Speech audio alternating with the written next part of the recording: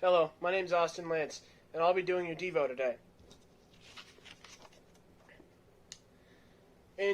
Modern life is so hectic. There's always things to do, places to be, things that need to be done. That with all those distractions, it's difficult to focus on God. Colossians 3:2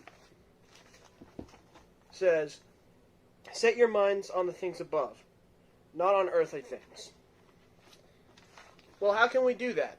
Well, a good way to start is to live your life and do everything in God's name. 1 Corinthians 10:31 says, let me get there.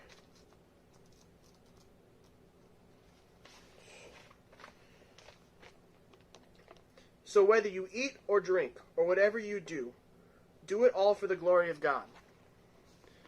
So, what better way to honor God than in our everyday lives?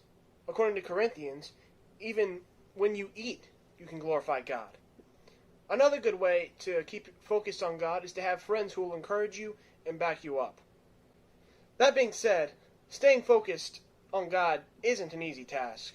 1 Peter 5:8 says, "Be self-controlled and alert. Your enemy, the devil, prowls around like a roaring lion looking for someone to devour." For this next part, I'm going to perform a little card trick to form a picture.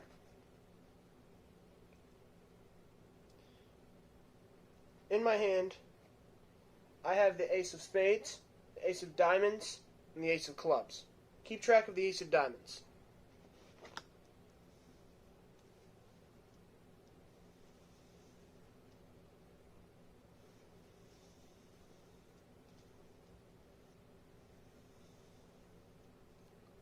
Alright, now if you paid attention, you'd realize this was the Ace of Diamonds. So, let's flip it.